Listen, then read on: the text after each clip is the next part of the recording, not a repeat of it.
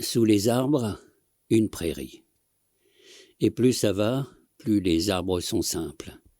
Plus la prairie est verte, seulement verte, luisante et élastique aussi. L'arbre est artistiquement ouvragé. 1000 lucioles y pendent, et des fleurs, la tête renversée, petites fleurs blanches, grandes ouvertes, dans un tissu proche du lin blanc ou de l'organdie. Au cœur de ce petit bout de tissu soigneusement découpé, un cœur noir au long pistil, un insecte violet. Cet arbre a le feuillage rond, un peu figé, comme si ses feuilles étaient dures.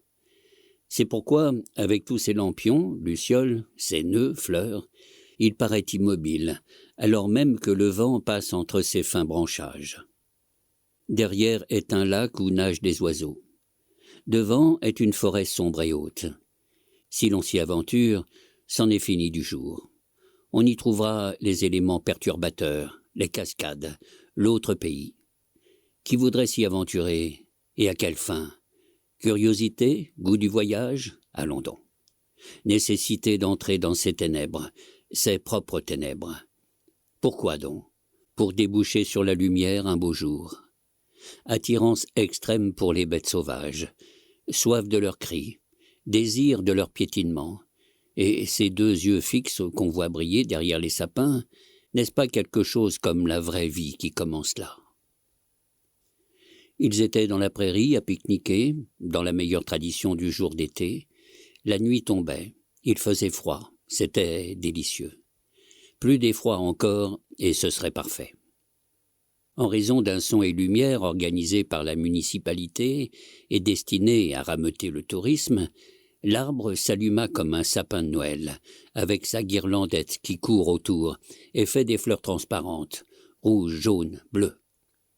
Un énorme projecteur balayait la prairie, où les personnages ne cessaient plus de passer de l'ombre à la lumière, ce qui leur permettait, dans les intervalles, de se livrer à toutes sortes de jeux. Il y avait un homme qui soulevait la jupe blanche d'une femme, un petit garçon qui profitait de l'obscurité pour avaler des poignées de cerises, un autre pour jeter une lame sifflante et en percer le tronc de l'arbre. Charmante occupation. Quant aux autres, ils allaient si vite dans leurs mouvements et déplacements qu'à l'abord du nouveau rayon de lumière, on les trouvait assis déjà bien calmement, joignant les mains pour les uns, admirant le ciel pour les autres. Bande d'hypocrites. Mais au bout d'un moment, il devint clair que ces personnes jouaient un spectacle, parce que de l'autre côté du lac retentit une salve d'applaudissements. Les touristes, dont l'eau porta et amplifia l'enthousiasme. Des grues cendrées volaient dans le ciel illuminé par les projecteurs. Au bord de l'eau, des bêtes bougeaient dans les marécages. La représentation continuait. De qui était-ce? Qui étaient ces acteurs? N'y avait-il pas la vedette Rutila von Host? Et cet acteur-là, ne serait-ce pas par hasard Erickson? On ne voyait pas très bien à quoi rimaient toutes ces simagrées. Toujours est-il qu'il traversait la prairie en courant, se jetant parfois à terre avec délice, et tout à coup, c'était comme au cirque, parce qu'alors, ils montaient les uns sur les épaules des autres, et par-dessus la forêt, à des centaines de mètres au-dessus du sol, ils étaient dans le ciel, et celui qui couronnait agitait un drap blanc. Beau spectacle. Une voix off commentait, disant de manière solennelle quelque chose sur le ciel, sur l'amour. À ce moment-là, une femme prise dans le milieu de cette colonne de jambes, de bras, d'épaules, se mettait à sangloter violemment. Vraiment, c'était ravissant. On aurait eu envie de prendre des notes. Mais pour noter quoi? L'altitude? Le ciel? Mieux valait dévorer des yeux cette colonne étonnante, pleurer avec celle qui sanglotait de délices, et quand tous ils s'abattirent sur le lac, nager avec eux, bien sûr. Ils ressortirent trempés et saluèrent en rang en se tenant par la main. Quel courage tout de même! Et leurs yeux brillaient de joie parce que le public applaudissait vraiment, se levait, gesticulait, criait « bravo, bravo, bravo encore ». C'était joli, ces actrices mouillées au corps nu, palpitantes, à croire que tout était permis sur une scène, comme dans la vie. Sandor, le jeune premier, maugréait. Natacha, l'héroïne, avait les lèvres bleues. Quant à Rutila, frère d'une poitrine exquise que le monde entier avait admirée, elle riait comme une folle. Une crise de nerfs, probablement. Il faut dire qu'elle était allée très haut dans le ciel, presque trop haut peut-être. Elle faisait, sans plaisanter, semblant de cracher des étoiles. Grégoire, artiste laid mais doué, sautait d'un pied sur l'autre pour se réchauffer. La troupe était considérable.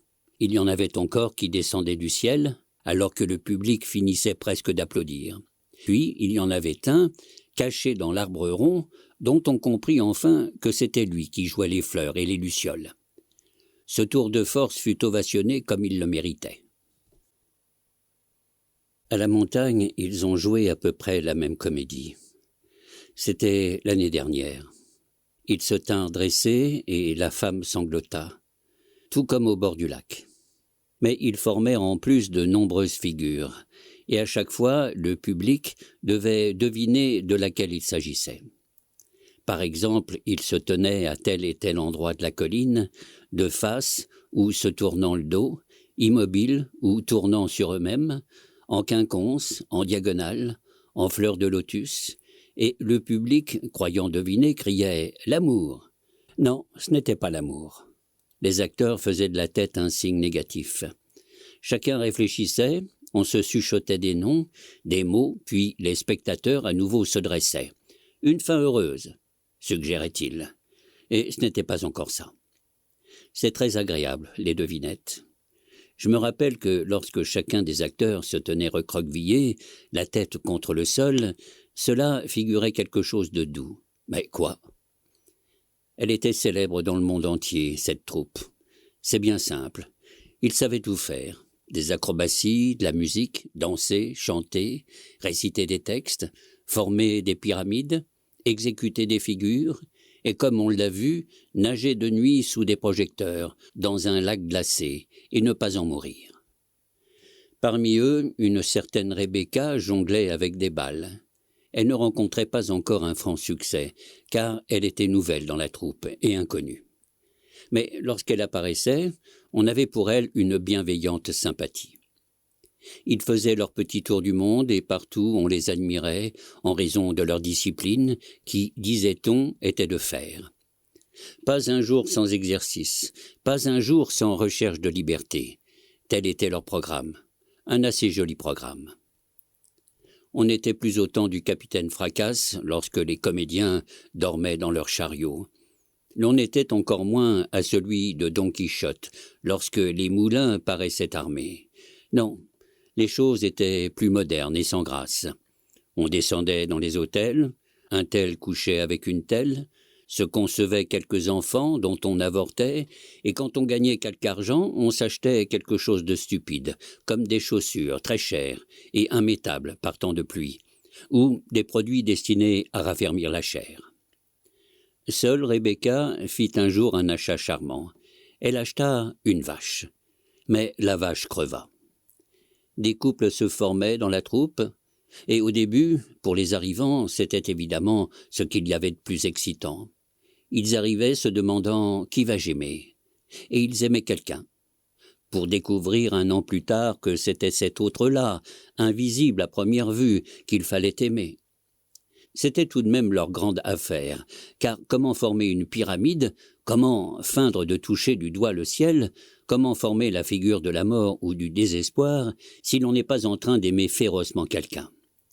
Puisqu'ils ne plaisantaient pas avec leur art, la question de l'amour était centrale pour eux. Parfois, ils avaient aimé tous les gens de la troupe, l'un après l'autre, mais en vain. Ne progressant plus, ils s'en allaient. Ne restaient donc que les plus vaillants, les plus féroces, qui parfois, par jeu, formant leur pyramide, se mordaient. C'était une forme de sélection naturelle plutôt cruelle qui s'opérait ainsi. On était cependant indulgent avec les nouveaux venus. Par exemple, lorsque Rebecca arriva, elle ne savait, à dire vrai, pas grand-chose.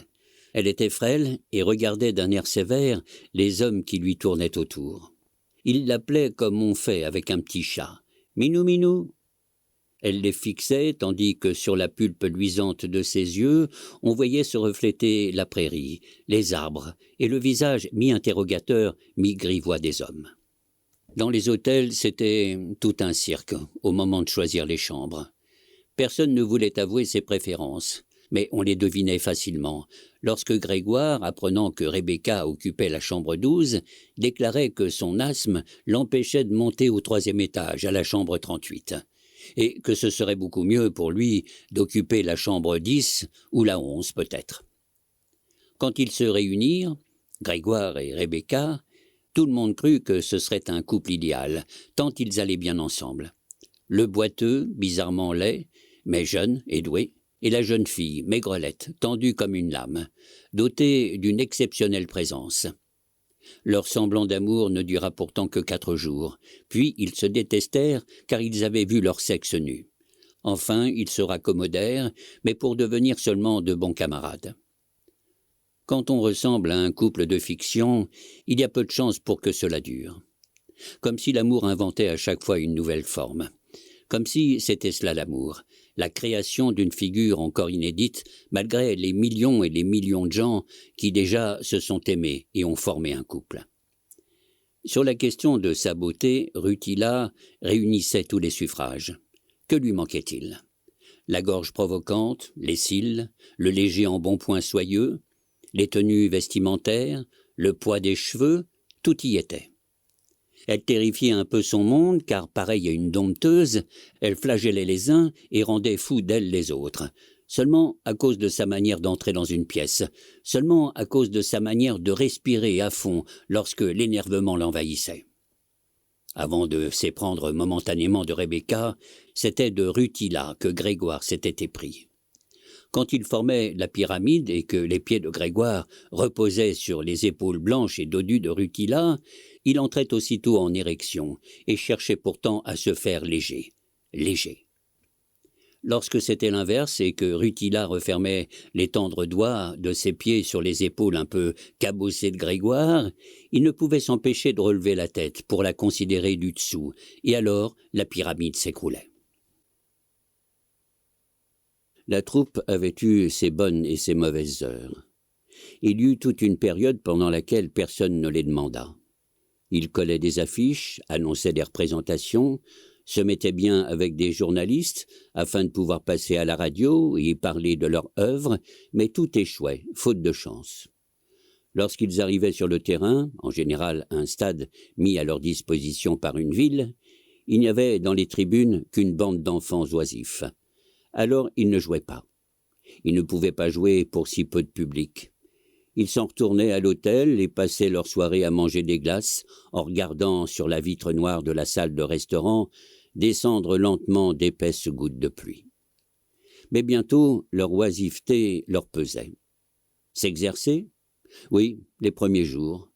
Cependant, l'une trouvait bien vite la nécessité de courir les boutiques pour acheter un nouveau manteau. L'autre avait une liaison en ville, et Rebecca, appuyée sur les barrières du champ de foire, ne pensait plus qu'à une chose, acheter une vache. Elle voulait une vache. Comme une petite jeune fille ardente, ne sachant encore trop que faire de ses 10 doigts, veut quelque chose d'imposant, de quasi surnaturel, quelque chose de muet, d'inquiétant, qui lui donne une contenance. Elle regardait ces bêtes dont la forme est inoubliable, leur queue vigoureuse terminée par un petit plumeau qui fouette la boue séchée qu'elles ont collée à leurs jarrets. Elle adorait leur barrissement, la manière dont elles tendent le cou et ce son qui sort de leur bouche aux grosses dents jaunes. Leur pie était un vrai spectacle, cette poche de peau rose pleine d'un lait à l'odeur forte qui écume dans les seaux. Elle aimait ce souffle rose chair ou fleur de pêcher, ses yeux absents. Parfois, les vaches tiraient sur leur licol et partaient dans les rues en gambadant maladroitement. Pauvres folles sans langage, sans grâce, ne sachant opposer au monde que leur silhouette massive pour tout discours. Gaies, jamais. Désireuses de quoi que ce soit, pas plus. Tirant une fois l'an sur leurs cordes, et c'est bien tout. La fois où Rebecca acheta une vache, elle le fit très soigneusement. Non, elle ne voulait pas la plus belle. Elle voulait, entre toutes les vaches, celle qui représenterait le mieux, le plus exactement son espèce. Elle en choisit une au milieu du champ de foire, une qui coûtait 28 000 francs. ce qui est excessif, car une vache correcte à cette période-là pouvait être acquise entre 6 000 et 10 000 francs. Elle s'endetta, fit un emprunt à la Banque nationale, et malgré sa jeunesse, elle l'obtint, car la troupe était renommée.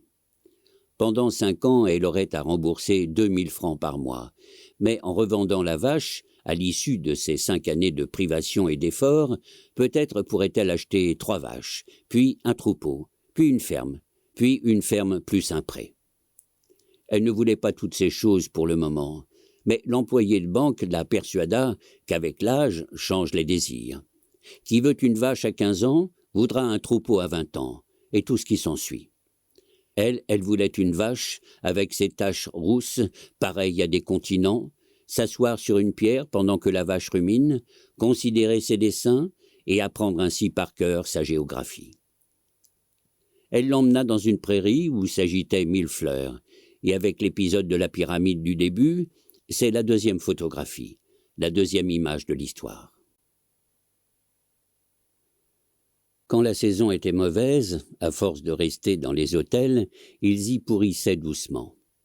Les premiers temps, Rutila faisait encore attention à ses tenues, aux doublures crissantes de ses jupes. Parfois même, elle descendait dîner avec une aigrette sur la tête, ce qui était un peu ridicule, mais dans cette atmosphère particulière de troupe dramatique, assez séduisant. Puis venait le lent pourrissement. Les cheveux qu'on n'attache plus, les yeux qui s'éteignent, les conversations qui perdent leur intensité, le désir qui s'évanouit. Pendant ce temps, dans la prairie numéro 1, celle où ces arbres au feuillage rond et un peu sec contenaient un délicat branchage, passaient des bêtes venues de la forêt. De sombres cerfs découpant l'immense corbeille de leur bois au clair de lune, de pieuses biches et des animaux incertains. Toute cette agitation de nuit, lorsque le monde est couché, est quelque chose de troublant. Quelque chose qu'on ne peut surprendre, car être là fait s'évanouir les formes. Y penser, dormir avec sa vache comme Rebecca, s'introduire par l'imagination et le désir dans ce monde bourré de lois terribles, mais aussi de regards, d'échanges de tendresse, peut-être est-ce le seul moyen de se promener, le seul de voyager. Dans ce domaine, Rutila comme Rebecca sont très fortes. Elles sautent en songe dans ce monde de nuit de la prairie et là-bas déambulent.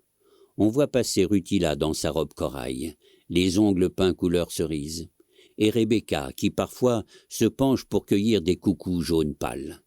Elle s'avance dans le bois, elle s'y promène à deux en se serrant les bras, mais quelque chose très vite les effraie. Elles n'iront pas plus loin, elles retourneront. Certaines limites invisibles sont infranchissables. Pendant ce temps, dans la chambre 10, Grégoire attend le retour de Rebecca. Tant qu'elle n'est pas rentrée, tant que les bruits de sa chambre, talons, tiroirs ouverts, portes, objets qu'on dépose, choses qu'on froisse, ne se sont pas fait entendre, il ne peut se coucher. Parce qu'il est amoureux, il lui faut cette musique. On a faim d'éléments bien particuliers lorsqu'on est amoureux. Les bruits qu'on n'entendait pas naguère, eh bien, on les entend.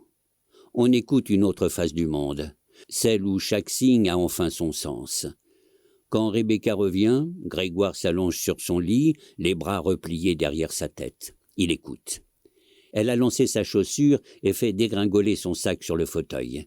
Maintenant c'est clair, elle avance nue dans la pièce et sur la pointe des pieds. Pourquoi donc? Une manière de s'étirer? D'admirer son ventre mince en passant comme inopinément devant la glace? Clique-t-il sur le marbre de la cheminée? Se défraie-t-elle de ses bagues, de ses bijoux pointus, de ces perles que lui, Grégoire, voudrait en croquer par dizaines et avaler? Elle est dans son lit. De l'autre côté de la cloison, Grégoire peut se remettre à ses exercices quotidiens de gymnastique, destinés à ramener son épaule déficiente au même niveau que l'autre, celle qui va bien, qui porte une aile, qui soutient Rebecca dans la pyramide et la jette doucement dans le lac quand la pyramide se défait avec tant de virtuosité. Il y a plus de 20 ans que la troupe est formée. Lors de sa création, ce furent les parents des Rutila, Natacha, Grégoire ou Sandor qui mirent au point les tours les plus fameux. La seconde génération en hérita. Et plus libre, plus confiante, Elle apporta la touche de grâce qui manquait un peu à ces constructions rigoureuses et sévères du début. Il y a peu encore, lorsqu'ils montaient les uns sur les épaules des autres et formaient cette pyramide, aujourd'hui devenue légendaire, ils conservaient une certaine raideur, se tendaient comme un drapeau et paraissaient plus proches de gymnastes que d'âmes en fusion. Aujourd'hui, la manière qu'ils ont de s'élever procure aux spectateurs une émotion extraordinaire. C'est comme s'ils représentaient les expériences de l'existence du public. Le désir, le désespoir, la détresse, l'attente, la joie, toutes ces choses abstraites qui ont pourtant un corps. Et leur grâce est extrême. Ils vivent dans les airs comme d'autres dans l'eau. Quand par moments c'est Rebecca qui couronne le tout et jongle là-haut, jetant dans le soleil qui les happe et les fait disparaître ses balles et ses grelots, on rentre chez soi rasséréné. On ne se dispute plus. On pense à ces rayons qui avalent les choses et les restituent de l'autre côté de la prairie par un tour de passe-passe vraiment vertigineux, comme rajeunis, comme nouvellement nés. Il y a des jours où s'exercer est moins facile. De pauvres jours où il est tout bonnement impossible de construire quoi que ce soit. On fait la roue, et c'est une roue qui se défait et s'écrase. On lance sa voix bien en avant, et c'est une pauvre petite voix qui ne ferait pas de mal à une mouche qui vous revient en zigzagant, en zézayant, se frayant un passage minuscule et maladroit parmi les grands pans volumineux du silence. Pas facile d'être au monde, pas facile du tout. Dans ces cas-là, même Rutila ne rutile plus. Alors ils ont un peu honte les uns des autres. Dans les couloirs de l'hôtel, ils s'évitent, rasent les murs, deviennent extrêmement polis avec le personnel. C'est un peu pitoyable. En revanche, quand les affaires marchent, leur merveilleuse construction, alors marche avec eux une houppelande de lumière vive. Ils font de grands effets de manche, et s'ils croisent la bonne, la patronne de l'hôtel, un autre client ou une mère de famille, ils les enveloppent d'un coup, d'un seul, les font bondir et volter avec eux. Tout le monde redescend les joues un peu rouges, mais autour de la bonne et du client de s'engouffrer dans l'escalier de l'hôtel, en filant doucement par-dessus les marches, et à force, on finirait par rendre le monde pareil à une énorme valse intense. Quelque chose se produirait, une ouverture peut-être. Oui, la terre se fendrait en deux, et de cette faille miraculeuse sortiraient à la queue leu des jardins, des choses inconnues, peut-être le grand pan. En attendant, cette grande fracture de l'écorce terrestre ne se produit pas. C'est une tentation irrésistible lorsque l'atmosphère est ainsi à la valse, au serment. Mais au moment précis où tout devrait s'ouvrir et vomir des fleurs incroyables, on retourne en arrière. La valse se défait, on trébuche. Pour peu qu'on ait vécu 30 ans, on connaît ce phénomène, parce qu'il s'est déjà répété plusieurs fois. Dans la ville de N, on paraît s'intéresser vivement à la troupe. Une preuve. Pour leur arrivée, on a installé des décorations au-dessus des rues, qui clignotent rouge, vert, bleu, jaune, dès que la nuit tombe. L'une de ces banderoles dit « Bienvenue à nos amis ». Une autre, dans la rue de la République, dit « Grand spectacle le 11, 12 et 13 avril ». L'on vend des pains d'épices qui ont la forme de Rebecca jonglant, on vend la copie conforme des bijoux de Rutila, et quelques garçons, qui se sont déguisés en Grégoire, arpentent les rues plaisantant avec les jeunes femmes, terrifiant les petits-enfants. Et le spectacle a lieu pour la 200e fois de l'année. Ils pique-niquent tous en robes et costumes blancs, tandis que le public est massé sur des gradins, que l'obscurité rend invisible. Car bien sûr, seule la scène est éclairée, et violemment. Ils mangent des tartines, ou feignent de le faire, des cerises, et de temps en temps, l'une des femmes en vaste jupe blanche, Rutila, Rebecca ou Natacha, se lève, s'ébroue, et fait la roue tout autour de la prairie. Puis, il y a une séquence à laquelle on ne comprend pas grand-chose. Il semble jouer aux 4 coins ou à quelque chose de ce genre. Enfin vient la pyramide qui suspend tous les souffles, la chute consommée dans le lac, les saluts, les applaudissements, les « encore », les « bravo ». C'est fou comme l'on peut trembler un pareil soir de fête. Rutila naquit il y a de cela 33 ans environ, dans une maison de campagne identifiable en ce que le toit de tuiles était d'un rouge vif, assez peu en usage dans la région. Devant la maison s'étendait un champ cultivé vert, sombre, épinard. Elle coula en cet endroit des jours heureux, entre des parents qui s'entendaient bien, et quelques volailles, dindons, oies, poules aussi, qui ne réclamaient pas de soins excessifs. Enfant déjà, elle était très coquette. Lorsqu'elle sortait dans la cour parmi les oies blanches et les dindons, c'était toujours en robe bleue garnie de rubans et de souliers vernis. Violée par un vagabond un soir de décembre, elle devint étrange. Très au fait des progrès de la psychologie, ses parents furent parfaits. Jamais ils ne la rudoyaient lorsqu'elle sortait à demi nue, un parapluie ouvert à la main. Jamais ils ne l'interrogeaient lorsqu'elle entassait dans sa chambre ses collections de jouets brisés. On lui donnait du miel, de bons livres, on lui parlait très peu d'amour. Rutila peu à peu recouvra la raison. Elle avait un succès considérable auprès des mâles, n'étant pourtant pas encore exactement une beauté, qu'elle soumettait à toutes sortes d'épreuves et d'exercices compliqués, avant de déclarer qu'elle ne leur accorderait rien. Dépité, il se mettait à la haïr, mais Rutila semblait nager dans cette haine avec beaucoup plus d'aisance que dans l'amour. On lui offrait toutes sortes de postes et de contrats en ville. Or, longtemps, elle préféra se prostituer. Triste sort pour une jeune femme, mais c'était la seule chose qu'elle put faire pour gagner sa vie. Vraiment la seule chose. Cela lui était naturel d'offrir en sommeillant son corps insensible. Tout le reste lui demandait des efforts considérables. Une véritable torsion de ses désirs. Tout le reste allait tant contre elle qu'elle choisit, la pauvre, la seule voie dans laquelle elle pouvait cheminer.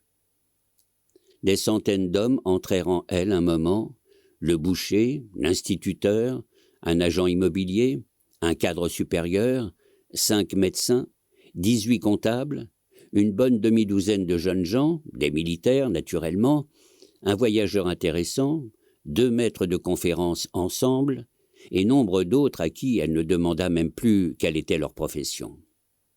Tous les âges étaient représentés de telle sorte qu'on aurait très bien pu effectuer un sondage auprès d'elle en lui demandant « Qui sont les hommes qui fréquentent les femmes publiques ?» Lorsqu'une fois elle fut interrogée par un journaliste qui lui demandait si elle s'activait ainsi pour de l'argent, Rutila se rappela qu'elle avait oublié de se faire payer la veille. Elle faisait cela pour mourir. Qu'on devine le désarroi de ses parents. Pour échapper à cette tristesse, Rutila quitta sa maison au toit rouge pour s'installer en ville et recevoir toute seule tout le malheur de son existence. C'était courageux. La voilà dans sa chambre avec des colonies d'hommes, pas bien méchants, tout éblouis, qui montent. Elle ne se fait pas d'amis car partout c'est gelé, dans son corps bien entendu, mais aussi là où en principe, quand tout va bien, naissent les sentiments. Puis l'existence de Rutila tourna, et s'offrit à elle un nouveau jour composé tout différemment. C'est exactement à ce moment-là que naquit Rebecca, dans une autre maison, à 852 kilomètres, si l'on mesure la distance de la pointe du clocher de la ville de Rutila à celle du clocher de la ville de Rebecca. Affreux séjour pour la pauvre Rebecca que ses premières années auprès de parents sombres et distants. Elle est toute seule dans sa chambre, elle joue aux billes, casse un carreau de temps en temps pour voir, rien ne se produit. Elle s'éprend de chèvres et d'animaux en général. Elle passe avec eux des jours entiers dans une campagne aimable. Elle a des soucis, réfléchit beaucoup, et de temps en temps voudrait dire quelque chose qui se heurte à ses lèvres. Enfance ordinaire. Adolescence agitée par l'apparition des jeunes gens. Elle est peureuse, effrayée, et cela se traduit par de l'hostilité. Comment donc naissent les filles pour qui l'apprentissage de l'amour se fait tout naturellement? D'où tirent-elles cette science, cette confiance, ce sentiment de leur pouvoir qui leur fait gagner un temps considérable? Rebecca ignore absolument ce qu'est un homme. Elle l'imagine. Elle le croit critique, elle pense qu'il la jauge, elle a dans l'idée qu'il faut être très différente de ce qu'elle est pour lui plaire. En aucun cas, elle n'imagine qu'il peut lui aussi avoir besoin d'amour. Elle croit qu'éternellement il joue, fin de l'aimer, veut exercer un grand pouvoir sur elle. L'éviter lui semble être la meilleure solution, et s'il approche, se tenir devant lui armé. Elle ignore tout de la tendresse soulageant l'âme comme d'un fardeau. N'est-ce pas triste pour une enfant? Rebecca éprouve-t-elle cependant des joies? Sans doute se contentait-elle d'être heureuse lorsqu'elle ne tremblait pas. Le sentiment du devoir accompli, promenade des chèvres, lecture achevée, décision prise, lui donnait non pas peut-être du bonheur, mais un moment de répit intérieur, du repos. En menant sa petite vie droite, elle écartait les dangers. Quels dangers? Innombrables. Elle les maintenait à distance respectueuse. Il fallait chaque jour, à chaque heure, s'attacher au devoir que lui commandait son âme. Sinon le danger aurait profité d'un moment d'inadvertance pour entrer. Et alors, quelle violence pour son monde minuscule, où les choses et les êtres étaient rangés par couleur, par taille, chacun couché mort dans sa boîte. Collectionner pour examiner à loisir? Oui. Mais entrer en contact avec ces choses et ces êtres, impossible. Impossible de concevoir que cela puisse se faire. Le mystère de la vie des autres, c'était qu'ils se parlent, qu'ils se touchent, qu'ils aillent les uns vers les autres. Théâtre inépuisable pour Rebecca. Comment font-ils donc? Se demandait-elle. Elle cherchait le secret, elle le cherchait derrière leur dos, les tournait et retournait. Elle les aurait bien éventrés pour voir, et devant tout ce sang, n'aurait pas eu de mouvement de recul.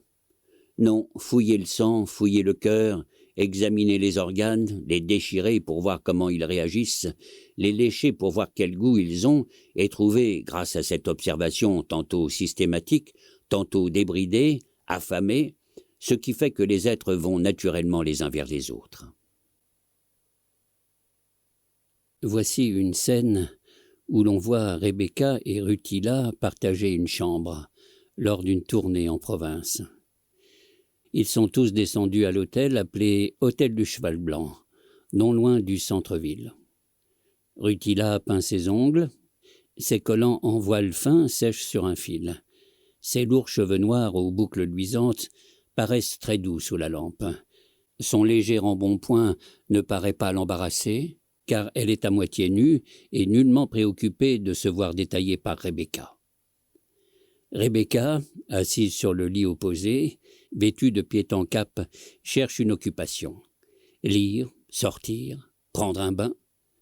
Dans le corps de Rutila, dont elle examine les formes, à seule fin de savoir comment est faite une femme, dans cet objet dont elle ne saurait dire s'il est joli ou non, elle cherche une réponse. L'image la traverse d'un suicide hargneux. Se pendre à ce fil où sèche le collant, s'en enserrer le cou et mourir une fois pour toutes. Puis Rebecca s'en va prendre son bain. Qui donc était Rebecca dans la Bible? S'interroge-t-elle. Que faisait-elle? Comment vivait-elle? Et c'est ainsi qu'elle commence à aimer lire, pour savoir comment vivent les autres, comment ils s'y prennent, ce qui leur arrive. Elle découvre qu'elle est dans les livres, et partout elle s'y cherche. Grégoire frappe à la porte de la chambre pendant que Rebecca est dans la baignoire pleine. Rutila lui ouvre et commence une joute amoureuse, tout ce qu'il y a d'ordinaire. Ils sont affamés. Voilà 15 jours qu'ils sont en tournée et passent leur nuit seuls dans leur lit. 15 jours, c'est trop. Montent dans le corps des fleurs amoureuses qui s'écarquillent, demandent à boire, à respirer l'odeur d'un autre corps pour survivre. Et quand, dépitées par l'absence, ces fleurs se mettent à mourir, c'en sont d'autres qui s'élèvent et prolifèrent. On devient un jardin, un amas pour les bêtes sauvages, un souffle d'air. Un souffle seulement suffit dès lors à faire se dresser les pointes vertigineuses, et si rien ne se produit, alors il peut bien se créer une fissure, un gouffre de tristesse qui fait mourir le corps. Rutila en est presque là. Déjà, elle a dépassé le stade du jardin florissant. Déjà se creuse en elle quelque chose qui abrite du gris. Grégoire fera l'affaire, car il est muni d'une verge. Le pouvoir de ces individus munis d'une verge est immense. Pour peu qu'ils entrent gentiment là où on les attend, des métaphores innombrables s'opèrent. Le ventre devient rose et velouté, les fleurs carnivores et bizarres disparaissent. À peine touchent-ils le fond qu'ils font lever toutes les tendresses anciennes et les tendresses à venir. Leur baguette est magique. De ce pauvre petit corps froissé, frileux, pas si joli, ils font d'un coup d'un seul un corps glorieux, succulent, transformant les seins en seins, les hanches en hanches, les cuisses en cuisses, et mettant des noms là où il n'y avait que de la chair. Après le départ de Grégoire, Rutila devient la femme la plus légère du monde. Dans la chambre, elle virevolte, déplaçant les objets pour mesurer à leur poids si faible sa force renouvelée. Elle enjambe les lits et, dans la salle de bain, retire Rebecca de l'eau comme on ferait d'un linge. L'amour l'a rendue maternelle. Elle sèche la petite, la frictionne, la brosse, puis soudain, accaparée par ce petit visage étroit qui se tend vers elle, le maquille avec beaucoup de soin, fabriquant une sorte de poupée blanche, rose et noire. Que Rebecca peut être jolie lorsqu'elle est fardée. On ne dirait pas une femme, ni même une jeune fille, mais la petite reine Mab. Enveloppée dans son grand drap blanc, elle pourrait s'envoler et passer par la fenêtre. On la verrait volontiers assise très haut sur la barre d'un trapèze, vous regarder sans esquisser le moindre sourire. Grégoire, quant à lui, a regagné sa chambre, un peu las, apaisé sans doute, mais pas transformé pour autant. Pour lui, tout est toujours à recommencer. L'amour ne l'emplit pas de joie comme il le fait pour Rutila. Au contraire, il le sépare de quelque chose. Plus il entre dans les femmes, et plus recule, plus s'éloigne de lui ce qu'il voudrait atteindre, et qu'il ne peut atteindre pourtant qu'à travers elles. Il est pareil à ces promeneurs qui, marchant dans la montagne, croient toucher bientôt le prochain sommet quand ce sommet sans cesse recule, et la distance, au lieu de s'abréger, augmente. C'est dans les sentiments que Grégoire se retrouve. Lorsqu'il éprouve pour Rutila, pour Rebecca, ou pour n'importe quelle femme du monde, cette sorte de tendresse qui ne va pas forcément avec l'appétit, dont l'objet n'a même pas besoin d'être réel, il peut être heureux. Ils dînent tous ce soir-là dans la salle à manger de l'hôtel, où l'atmosphère est électrique, car ils ne sont pas d'accord sur le choix de la représentation du lendemain. Natacha, personne silencieuse, dont on ne sait encore presque rien, veut jouer une pièce conventionnelle. C'est le mot qu'elle emploie. Elle en a assez des pyramides et de toutes ces simagrées. Sandor, jeune premier dont la personnalité n'est pas encore très affirmée, se range à l'avis du plus fort. Pour le moment, puisque seule Natacha a parlé et aussi parce qu'elle porte cette robe dans laquelle elle le trouble, il est de son avis. La manière dont ses cheveux luisants de brillantine sont plaqués sur son crâne et soigneusement peignés révèle son fin visage de jeune homme hésitant. Rutila ne s'intéresse pas à la conversation et mange des gâteaux en essayant d'atteindre sous la table, de la pointe de sa chaussure aux brides élégantes, les pieds pensifs de Grégoire. Mais tout cela en rêvassant, sans objectif bien particulier. C'est le pied de la table qu'elle rencontre bientôt, et cela lui suffit. Elle enroule sa cheville autour de cette colonne cirée, elle est contente, déboutonne un peu son corsage, car il fait chaud dans cette salle. Rebecca veut qu'on invente une scène nouvelle. Elle plisse le front, cherchant en elle la scène la plus belle, celle qui lui permettrait d'être à son affaire. Elle se voit dans un arbre, jetant des pommes rouges, illuminées dans les branchages de manière à ressembler à une apparition, une fée, une petite icône. Tout le monde juge qu'il est trop tard pour mettre au point une pareille scène pour le lendemain. Alors Rebecca tempête. Elle monte sur la table et fait un discours. Elle agite ses voiles. La lumière du lustre, juste au-dessus de sa tête, lui fait le crâne tout doré et la figure toute sombre. Elle se plaint. Elle fera la folle jusqu'à ce qu'ils cèdent tous. Maintenant, elle marche dans les assiettes et tout le monde rit en songeant qu'elle fait preuve tout de même de beaucoup d'audace et de fougue. Natacha glisse des tranches de gâteau moelleux sous ses pieds. Grégoire retire les carafes. Quant au patron de l'hôtel, aux deux serveuses et au cuisinier, ils sont aux portes et regardent bouche bée. Ils ne trouvent pas cela si indécent. Tout le monde cède pour faire plaisir à Rebecca. Même Natacha, qui voulait quelque chose de conventionnel, pour se reposer et que le goût de l'art a reprise, allumée par la danse de Rebecca. On croit avoir des goûts, des désirs, et bien souvent, à cause d'une danse ou d'un visage, c'est un autre goût qui nous vient, pour une vie plus ardente, une vie exigeante, mais dans laquelle nous savons que nous serons plus libres, délestés des poids qui souvent nous retiennent.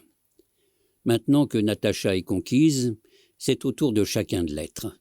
Grégoire s'est levé, il a écarté les rideaux qui rendaient la pièce pareille à une boîte capitonnée. Il a fait cela d'une manière très théâtrale en criant, enthousiaste, quelque chose en latin ou en hébreu. Rutila a cessé de sommeiller dans son amour de l'après-midi. De nouveau, ses jambes sont nerveuses, prêtes à toutes sortes d'escalades et de mouvements de gymnaste. Elle a reboutonné son col et gonfle sa poitrine d'une profonde inspiration. Si l'on descend dans leur vie, à chacun, par ces sentiers escarpés qui révèlent bien des surprises, on ne manquera pas d'arriver à un point où ce qui les lie les uns aux autres deviendra clair. Descendre dans leur vie, c'est connaître leurs petites manies, la manière qu'ils ont de s'endormir, leurs rêves nocturnes peut-être, et le goût des aliments qu'ils aiment. Ainsi, pour Rebecca, ce sont les cerises, ces billes de verre couleur de sang qu'elle engloutirait par poignées, mordant leur fine queue verte, pareille à des moustaches de chat. On croque, et cela devrait briser les dents. Mais non, c'est ferme comme de la chair, et le jus rouge et citronné jaillit. Sandor préfère les meringues, immaculées, dont la consistance meurt sitôt passé les lèvres. On croirait avaler quelque chose d'immatériel, une sorte d'hostie poreuse, sans ce fluide sucré qui couche sur la langue. Pour Natacha, des fleurs du tilleul, leur parfum jaune et poussiéreux, des feuilles de menthe à mâcher et des citrons pour faire grincer les dents blanchies, comme les os des morts. Grégoire a besoin de nourriture plus abondante, des cuisses de chevreuil grillées, le flanc heureux d'une bête saine, parfois des soupes de tortue, mais modérément, juste pour cheminer lentement parmi l'herbe courte, s'arrêter, entrer en soi et imiter les pierres. Rutila a souvent faim, mais elle ne sait au juste de quoi. Sucré, salé, onctueux, sec ou parfumé, rien ne la contente vraiment. Elle a faim de quelque chose qu'elle ne trouve pas. Elle se glisse dans les cuisines de l'hôtel, même nuitamment, ouvre le garde-manger, regarde les fromages, les pâtés, les biscuits, les crèmes, mais aucun de ces aliments ne correspond à son appétit. Parfois, elle goûte un peu de tout, laisse entre sa langue et son palais s'installer la saveur, suspend son geste, semble écouter, puis, déçue, elle avale. Lorsqu'elle mange ainsi, elle est pareille à une personne qui aurait un mot sur le bout de la langue, en connaîtrait la forme et les couleurs, mais ne parviendrait pas à lui donner un nom. Un bol d'air peut parfois la contenter. D'autres fois, et c'est étrange, la lecture d'une page imprimée. Cela lui fournit les calories dont elle a besoin pour vivre, car elle ne maigrit pas. C'est une curieuse chose que le corps. Ils aiment bien le vin, tous, car alors leurs épaules un peu tendues retombent. Les bouches des femmes se détendent. Les hommes oublient la difficulté qu'il y a à être au monde, à sentir familier les objets, et quand on se déboutonne un peu, l'amour n'est plus une condition si difficile à embrasser. Aucun d'entre eux n'est cuisinier, mais pourvu qu'ils s'y mettent tous, ils fabriquent des repas merveilleux. Des crèmes fouettées montent sous les bras énergiques de 3 femmes qui ont retroussé leurs manches et battent encore. Des faisans entiers grillent et jettent leur feu cuivré derrière les portes vitrées des fours. Sandor produit tout naturellement, sans même consulter de livres de recettes, à peine à l'aide de quelques souvenirs d'enfance, des sauces exotiques, des purées fines que la langue et le palais adorent, des consommés glacés sur lesquels nagent de petites feuilles vertes. Quand ils font ainsi bombance, et ce n'est pas si rare, ils invitent le personnel de l'hôtel à partager leur repas. Ils chantent sous la lampe, ils ont l'air russes. Leur manière de se déshabiller, plus tard, dans leur chambre, en dit long aussi sur leur terreur ou leur confiance intime. Rutila aime ses vêtements. Elle a pour eux le goût qu'elle n'a pas pour les aliments. Elle vit avec eux dans une familiarité chaleureuse. Elle quitte d'abord ses souliers à hauts talons et se retrouve comme une petite femme toute simple qui n'aurait pas d'amant, enfantine, sur ses pieds à la voûte un peu plate. Debout, un pied sur le lit, Elle fait glisser le long de sa jambe le bas de soie, et la voilà frissonnante, puisque presque toute nue, sous sa robe rouge serrée à la taille. Elle cajole ses bas, ses souliers en cuir fin.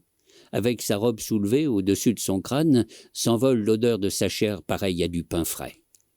Chacun des vêtements est soigneusement rangé sur une chaise, elle brosse ses cheveux, son corps lui est précieux. Rebecca, en revanche, sort de ses vêtements sans y penser. Elle est déjà dans son lit, déjà glissée dans ses rêves. Il lui tarde d'y couler et de les habiter, car là-bas, seulement là-bas, on parle une langue qui est la sienne. Le monde y est connu et pourtant visité pour la première fois. Il s'y déroule des événements qui n'ont rien de commun avec ceux du jour, et pendant le jour, bien éveillée sur ses pieds, allant, venant, parlant, elle repose sur ce monde de nuit. Il s'y est produit des choses tumultueuses, atroces parfois. Elle a cru y mourir de douleur. Le jour, elle se promène sur ce chariot tout sanguinolent de la nuit. Sandor redoute les rêves. Il y a quelque chose de compassé chez ce garçon. Il aime prendre des cachets pour dormir. Il dit « Maintenant, je vais sombrer ». Et son corps vacille, ses délicates paupières se ferment, il nage au fond d'un océan pesant et lumineux, ferme les yeux pour ne pas voir les poissons. C'est l'une des raisons pour lesquelles il est le moins agile lorsqu'il s'agit de former des pyramides ou autres figures. Lorsqu'il est au sommet, il tremble. Encore une fois, il ferme les yeux. Natacha, pour se préparer à la nuit, a des activités discrètes, scrupuleuses. Quant à Grégoire, il ferme les portes et les fenêtres, fait le tour de l'hôtel, tire son tapis sur le lit et s'endort dans cette grotte où s'engouffre une dizaine de songes choisis. Quand ils dorment, la campagne est muette. Une autre manière de se glisser en eux est de les voir au réveil. Mais même en bondissant sur les toits, même en se glissant dans l'encolure de leurs robes, dans leurs bottes fourrées, comment savoir ce qui se trame en eux? Amis? Ennemis? Qui sont-ils les uns pour les autres? Ils s'embrassent, c'est entendu, ils se parlent et se tutoient, ils disent « Voici mon cœur » Où est Grégoire? Qui veut du pain? Voici par exemple le relevé des questions qu'ils se sont posées lors du dernier dîner. Vous ne trouvez pas qu'il fait chaud? Rutila. Fera-t-il beau demain? Sandor. Avez-vous préparé les lampions? Sandor. Qui est-ce? Natacha. Puis, y es-tu allé? Que deviennent les enfants? Où irons-nous? Pourquoi attendre davantage? Les autres ne le savent-ils pas? À quoi sert de gémir? Pourquoi refuser si on nous paie? Dans ta chambre? Dans la mienne? Fatigué? Quant à cela se mêlent les 128 intonations qu'ils possèdent chacun pour exprimer leur désir. Quant à cela se mêlent aussi les 800 regards dont chacun est maître pour signifier encore ce qu'il désire. C'est trop de secrets, trop d'ouverture pour entrer. Il faudrait y passer des vies entières en ne faisant que cela, visitant ces grottes incessamment. Que de travail en perspective.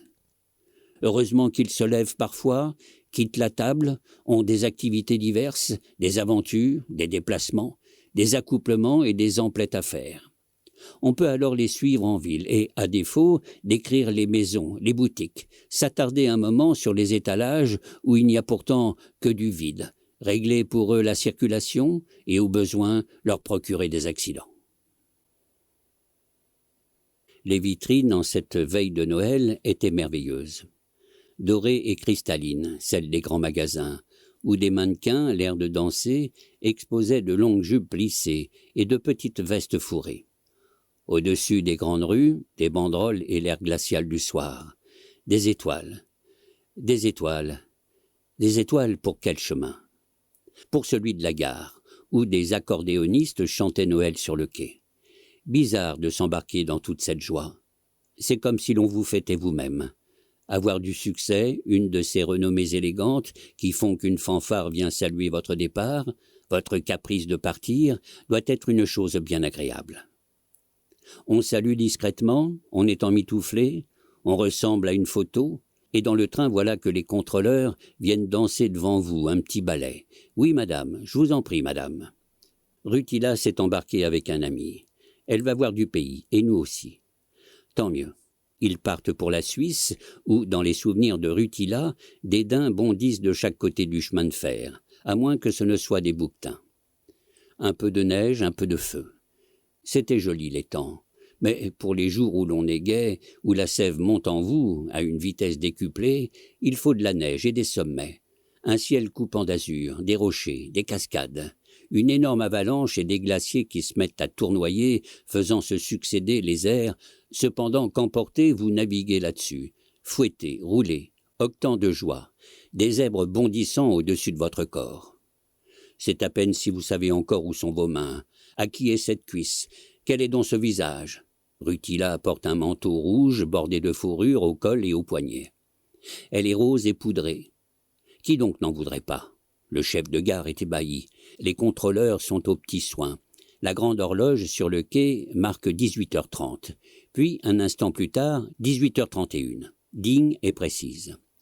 Sur le quai, des jeunes gens de tout pays sont assis auprès de sacs à dos et se partagent des oranges.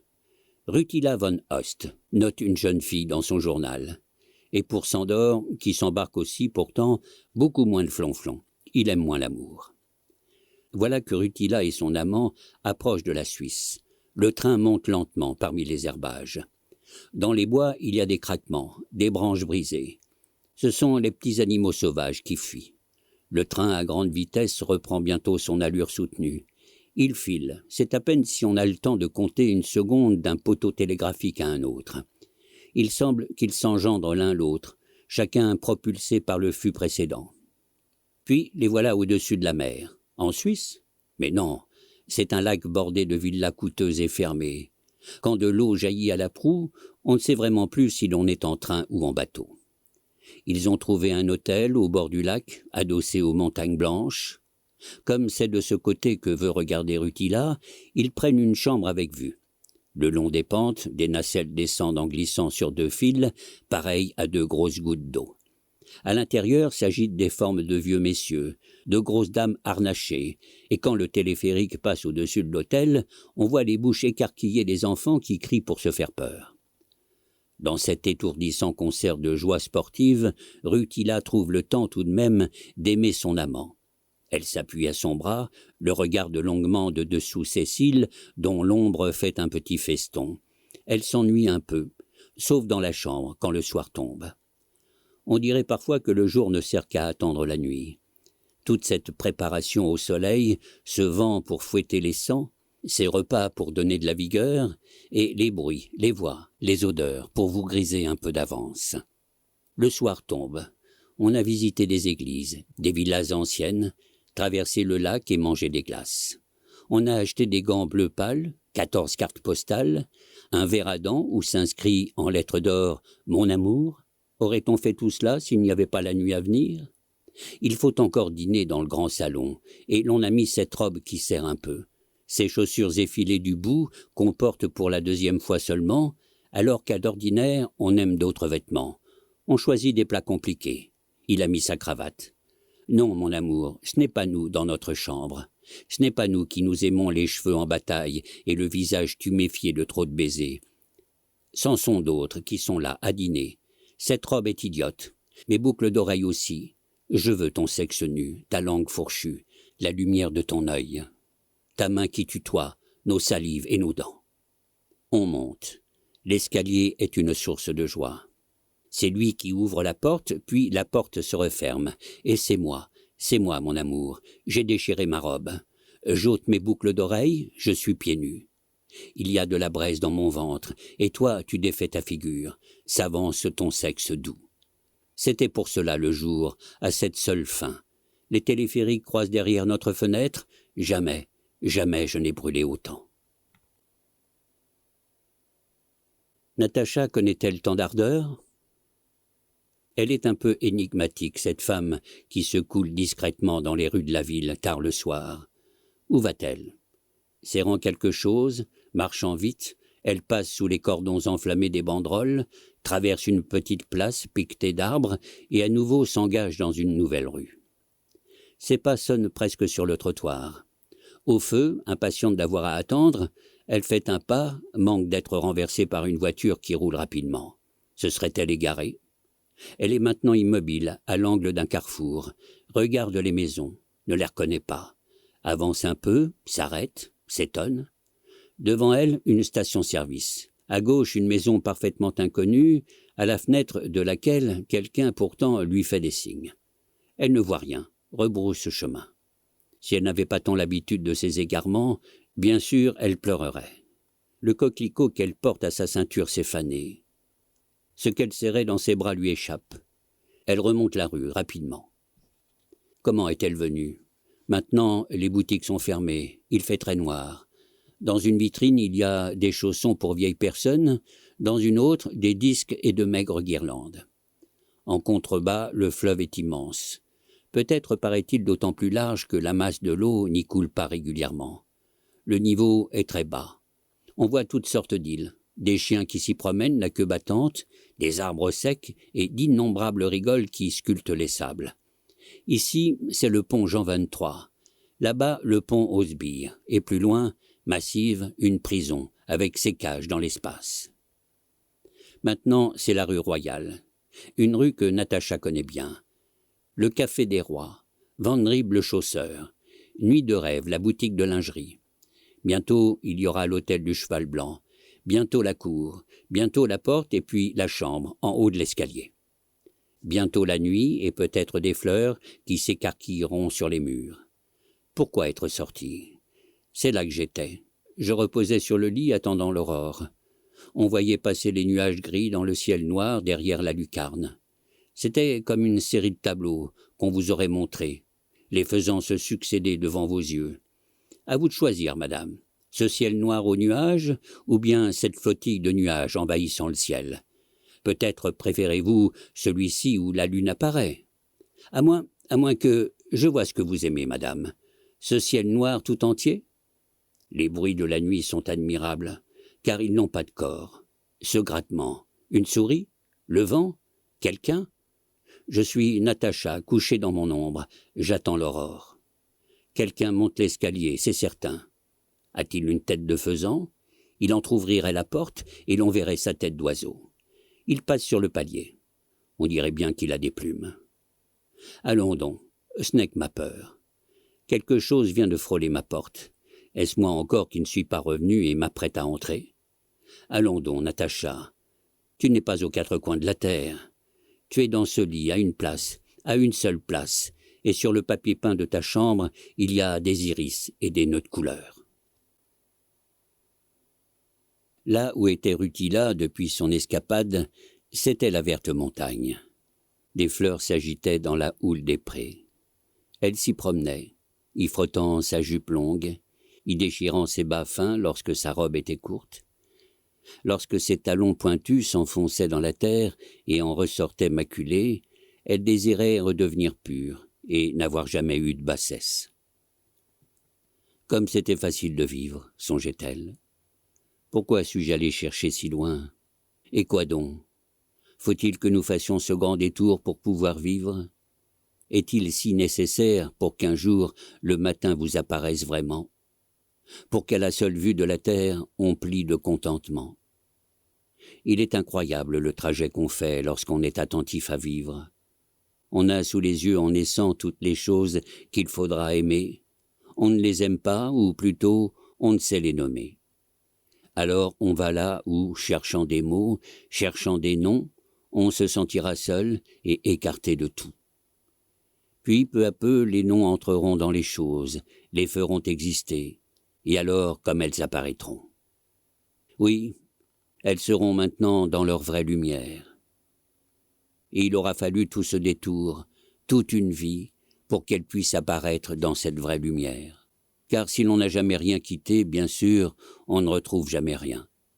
Drôle de chemin, quasiment impossible à enseigner. Rutila marche dans les prés comme à 12 ans.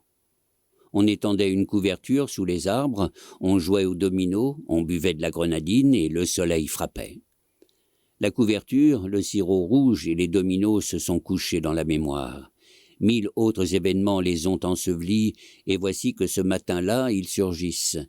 Il y a sur l'herbe des familles fantômes qui jouent, vous ayant oublié.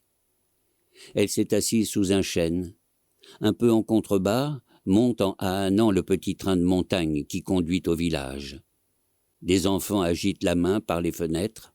Rutila ne répond pas, mais reste immobile, jouant à figurer une apparition.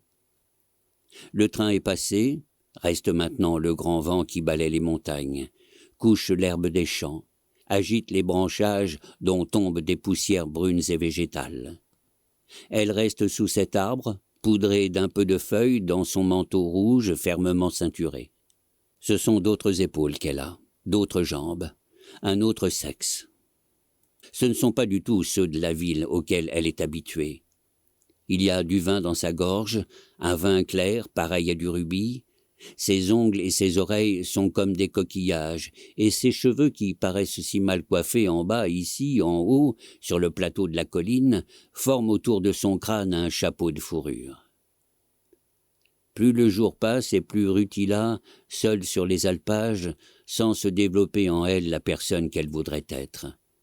À la ville, tout ceci est enfoui, malaxé, déformé. Sous le chêne, la flamme qui lui tient lieu de corps, la flamme qui lui tient lieu d'esprit se mêle avec une avidité et une joie invisibles. C'est moi, pense Rutila. Et pareil à une écharpe de feu, son corps est autour du chêne. Pareil à un oiseau, elle est dans l'arbre. Sous le chêne sont des trèfles et les boulettes mauves de leurs fleurs. Plus loin, de discrètes fleurs jaunes pâles et cette herbe qui déchire les doigts si on la saisit trop vivement. Il y a des coups sourds et répétés dans le paysage, des jappements très loin, une rumeur dont on ne sait exactement si elle est celle des torrents ou du flot des voitures du monde. Quand Rutila redescend vers son amant, qui l'attend dans la ville, dans la chambre d'hôtel, elle est aussi cabriolante qu'un jeune veau. Ses joues se sont arrondies, elle l'aimera 10 fois mieux qu'à l'ordinaire. Sur le lit, elle aura le dessus. Et tandis que toute nue, avec ses hanches si douces, qui déborderont un peu, elle caracolera sur lui, en lui lançant des longs jets de regards amoureux. Il ouvrira les yeux tout grands pour bien la voir et ne jamais l'oublier. À hauteur des hangars et des fabriques qui ceinturent la ville, Rutila serre son manteau autour d'elle. Lorsqu'elle prend la rue principale, est-ce à cause des boutiques, des vitrines, des passants nombreux? Ses pas se font plus petits. Elle a réintégré son corps d'ici-bas, son corps d'en-ville. L'homme n'est pas dans la chambre, alors elle se déshabille en souriant d'aise. Il rentre et a les chauds des roses, comme si les vents l'avaient fouetté. Il veut déguster cette chair légère et souriante. Il mord ses cheveux, où sont encore accrochées des herbes. Il trouve que les femmes varient. Il aime cela. Puisqu'elle a eu des joies, et vive, naturellement, il la soupçonne d'avoir eu un amant. Elle dit « non, non ».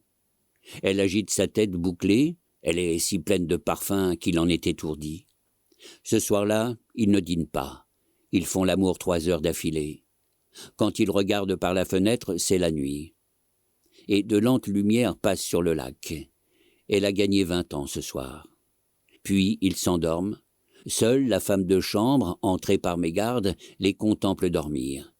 Les paupières de Rutila sont bordées d'une frange de cils soyeux, son sein droit apparaît au-dessus du drap, sa main recouvre le sexe de son amant. Dans un vase, il y a des fleurs blanches. « Je t'assure, disait la femme de chambre, c'était comme s'ils étaient morts. » Parfois, dans la prairie, on dirait qu'une histoire pousse sous la terre et demande à surgir. Éclatement de la prairie, renversement des fleurs, des pâquerettes à foison avec leurs fins bords roses tyriens, élévation de l'arbre central attaché à sa motte de terre et apparition de l'histoire avec ses objets, ses personnages et les milliers de rapports qui les unissent les uns aux autres. Histoire qui crève l'écorce de la terre, histoire qui dormait ou peut-être attendait son tour là-dessous et qui, poussée par on ne sait quel phénomène, jaillit pesamment. Des entrailles de la terre, de sa bouche d'ombre appelée prairie, peut surgir un flot de femmes nues qui saluent le jour en exécutant des roues tout autour du pré. Et dans ce cas, le spectacle est agréable. D'autres fois, il en sort un petit homme tout gris, pressé, qui se dirige rapidement vers le bois sans tourner la tête. Mais montent et s'installent aussi des maisons, des villes, des centaines de milliers de vies à la fois, une incroyable rumeur et des automobiles qui roulent dans tous les sens. Cela peut ressembler à un tour de magie, à une illusion, car le phénomène ne dure pas forcément. L'opération inverse peut avoir lieu bien vite. L'histoire est engloutie. Comme dans un tunnel s'engouffrent les personnages. À peine ont-ils eu le temps de se munir de valises. Derrière eux s'enfilent leurs maisons, les lieux où ils se sont aimés, connus, séparés. Les salles dans lesquelles ils ont mangé ensemble, et leurs paroles les accompagnent, loin derrière, ayant erré un peu plus longtemps que tout le reste, et laissé leurs traces ténues dans les buissons, les branches. La terre à nouveau se referme, et voici la prairie muette.